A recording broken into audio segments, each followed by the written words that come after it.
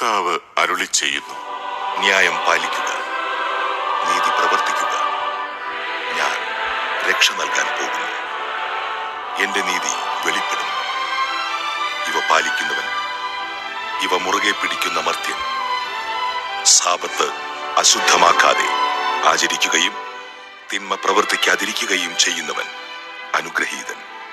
കർത്താവ് തന്റെ ജനത്തിൽ നിന്ന് എന്നെ തീർച്ചയായും അകറ്റി നിർത്തും എന്ന് അവിടത്തോട് ചേർന്ന് നിൽക്കുന്ന പരദേശിയോ, ഞാൻ വെറുമൊരു ഉണക്കവൃക്ഷമാണെന്ന് ഷണ്ടനോ പറയാതിരിക്കട്ടെ. കർത്താവ് അരുളി ചെയ്യുന്നു, എന്റെ സാബത്ത് ആചരിക്കുകയും എന്റെ ഹിതം അനുവർത്തിക്കുകയും എന്റെ ഉടമ്പടിയോട് വിശ്വസ്തത പുലർത്തുകയും ചെയ്യുന്ന ഷണ്ടന്മാർക്ക് ഞാൻ എന്റെ ആലയത്തിൽ മതിലുകൾക്കുള്ളിൽ പുത്രന്മാരെക്കാൾ ശ്രേഷ്ഠമായ ഒരു സ്മാരകവും നാമവും നൽകും. ഒരിക്കലും തുടച്ചുമാറ്റപ്പെടാത്ത ശാശ്വത നാമമായിരിക്കും അത്. എന്നെ സേവിക്കാനും എന്റെ നാമത്തെ സ്നേഹിക്കാനും എന്റെ ദാസരായിരിക്കാനും എന്നോട് ചേർന്ന് നിൽക്കുകയും സാബത്ത് അശുദ്ധമാക്കാതെ ആചരിക്കുകയും എന്റെ ഉടമ്പടിയോട് വിശ്വസ്തത പുലർത്തുകയും ചെയ്യുന്ന പരദേശികളെയും ഞാൻ എന്റെ വിശുദ്ധഗിരിയിലേക്ക് കൊണ്ടുപോകും. എന്റെ പ്രാർത്ഥനാലയത്തിൽ അവർക്ക് സന്തോഷം നൽകും. അവരുടെ ദഹനബലികളും മറ്റു ബലികളും എന്റെ ബലിപീഠത്തിൽ സ്വീകാര്യമായിരിക്കും. എന്റെ ആലയം എല്ലാ ജനതകൾക്കുമുള്ള പ്രാർത്ഥനാലയമെന്ന് അറിയപ്പെടും. സ്വർഗീയമായ എല്ലാ ആത്മീയ വരങ്ങളാലും ക്രിസ്തുവിൽ നമ്മെ അനുഗ്രഹിച്ചവനും കർത്താവായ യേശുക്രിസ്തുവിന്റെ പിതാവുമായ ദൈവം സ്തുതിക്കപ്പെട്ടവനാകട്ടെ.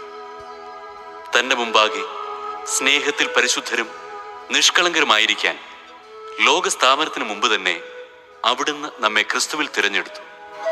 യേശുക്രിസ്തു വഴി നാം അവിടുത്തെ പുത്രരായി ദത്തെടുക്കപ്പെടണമെന്ന് അവിടുന്ന് തന്റെ ഹിതവും ലക്ഷ്യവും അനുസരിച്ച് മുൻകൂട്ടി തീരുമാനിച്ചു. അവിടുന്ന് ഇപ്രകാരം ചെയ്തത് തന്റെ പ്രിയപ്പെട്ടവനിലൂടെ നമ്മിൽ ചൊരിഞ്ഞ തന്റെ കൃപയുടെ മഹത്വത്തിനും പുകഴ്ചയ്ക്കും വേണ്ടിയാണ്. അവിടുത്തെ കൃപയുടെ സമൃദ്ധിക്കൊത്ത് നമുക്ക് ക്രിസ്തുവിൽ പാപമോചനവും അവന്റെ രക്തം വഴി രക്ഷയും കൈവന്നിരിക്കുന്നു.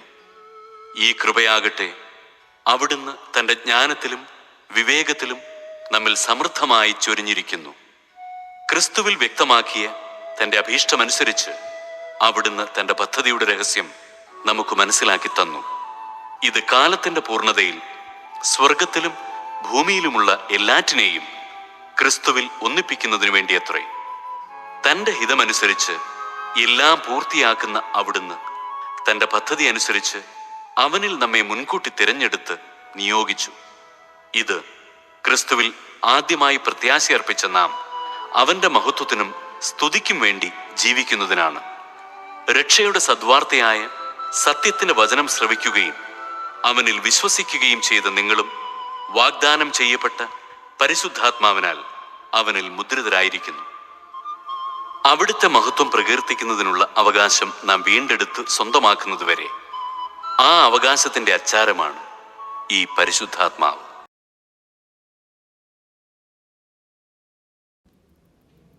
നിങ്ങളുടെ ഹൃദയം അസ്വസ്ഥമാകേണ്ട. ദൈവത്തിൽ വിശ്വസിക്കുവിൻ, എന്നിലും വിശ്വസിക്കുവിൻ. എൻ്റെ പിതാവിൻ്റെ ഭവനത്തിൽ അനേകം വാസസ്ഥലങ്ങളുണ്ട്. ഇല്ലായിരുന്നുവെങ്കിൽ നിങ്ങൾക്ക് സ്ഥലമൊരുക്കാൻ പോകുന്നുവെന്ന് ഞാൻ നിങ്ങളോട് പറയുമായിരുന്നു. ഞാൻ പോയി നിങ്ങൾക്ക് സ്ഥലമൊരുക്കി കഴിയുമ്പോൾ ഞാൻ ആയിരിക്കുന്നിടത്ത് നിങ്ങളും ആയിരിക്കേണ്ടതിന് ഞാൻ വീണ്ടും വന്ന് നിങ്ങളെയും കൂട്ടിക്കൊണ്ടുപോകും. ഞാൻ പോകുന്നിടത്തേക്കുള്ള വഴി നിങ്ങൾക്കറിയാം.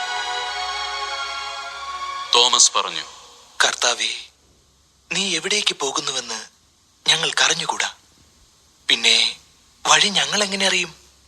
വഴിയും സത്യവും ജീവനും ഞാനാണ്. എന്നിലൂടെ അല്ലാതെ ആരും പിതാവിൻ്റെ അടുക്കിലേക്ക് വരുന്നില്ല. നിങ്ങൾ എന്നെ അറിഞ്ഞിരുന്നുവെങ്കിൽ എൻ്റെ പിതാവിനെയും അറിയുമായിരുന്നു. ഇപ്പോൾ മുതൽ നിങ്ങൾ അവനെ അറിയുന്നു, നിങ്ങൾ അവനെ കാണുകയും ചെയ്തിരിക്കുന്നു. പീലിപ്പോസ് പറഞ്ഞു, കർത്താവേ, പിതാവിനെ ഞങ്ങൾക്ക് കാണിച്ചു തരിക, ഞങ്ങൾക്കത് മതി. ഇക്കാലം അത്രയും ഞാൻ നിങ്ങളോടുകൂടെ ആയിരുന്നിട്ടും ഫിലിപ്പോസേ, നീ എന്നെ അറിയുന്നില്ലേ? എന്നെ കാണുന്നവൻ പിതാവിനെ കാണുന്നു. പിന്നെ പിതാവിനെ ഞങ്ങൾക്ക് കാണിച്ചു തരിക എന്ന് നീ പറയുന്നതെങ്ങനെ? ഞാൻ പിതാവിലും പിതാവ് എന്നിലുമാണെന്ന് നീ വിശ്വസിക്കുന്നില്ലേ? ഞാൻ നിങ്ങളോട് പറയുന്ന വാക്കുകൾ സ്വമേധയാ പറയുന്നതല്ല. പ്രത്യുത എന്നിൽ വസിക്കുന്ന പിതാവ് തൻ്റെ പ്രവൃത്തികൾ ചെയ്യുകയാണ്. ഞാൻ പിതാവിലും പിതാവ് എന്നിലുമാണെന്ന് ഞാൻ പറയുന്നത് വിശ്വസിക്കുവിൻ, അല്ലെങ്കിൽ പ്രവൃത്തികൾ മൂലം വിശ്വസിക്കുവിൻ.